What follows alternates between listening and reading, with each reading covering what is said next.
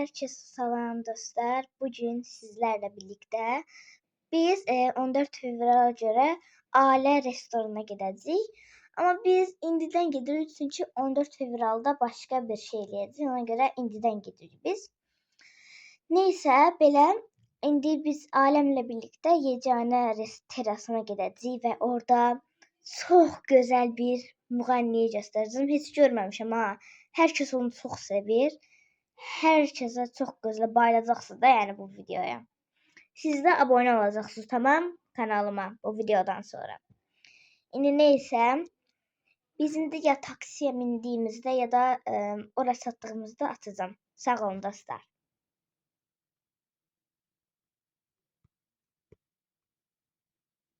Dostlar kombinim belədir. Bakın. Belə giyindim. O keçən yeni ildə giyindiyim kombini giyindim. Baxın belədir. Dostlar, oy. Həmişə arkadaşlar, dostlar deyirəm. İndi fark etdim YouTube'da videolarıma baxdığımda.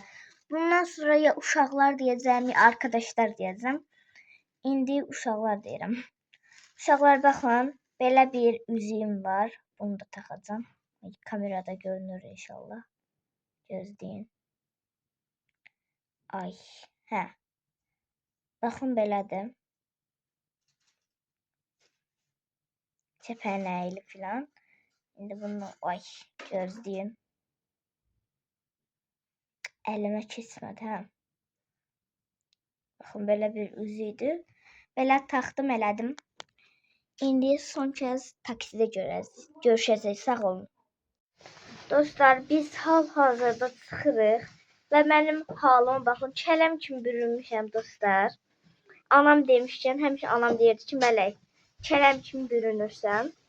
Dostlar, bax, gedəcəkdim, tam yeganəyə gedirəm, burada sıcağım çıxır. Bəxtimə baxın bir də. Neyse, indi biz gedirik, orası satanda atacağım dostlar, sağ olun.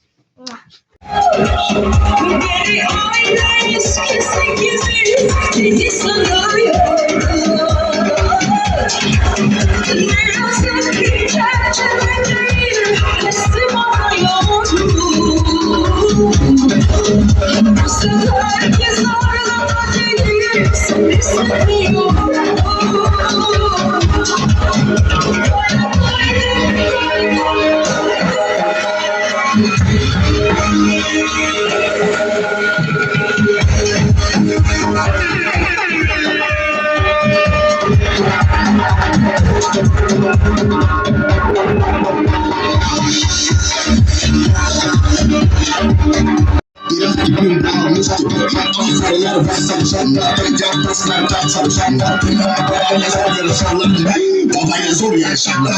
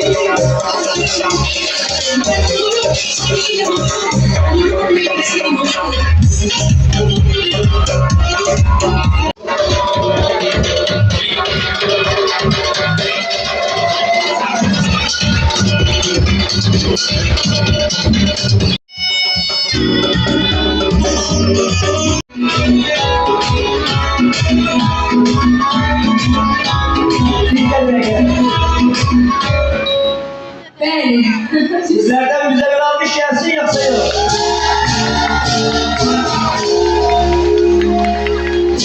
Evet. Bilmem o kadar güzel görseller ki, o kadar sevmeli insanlardı. Vallahi billahi biz çok insan görürük, özünü dartan görürük.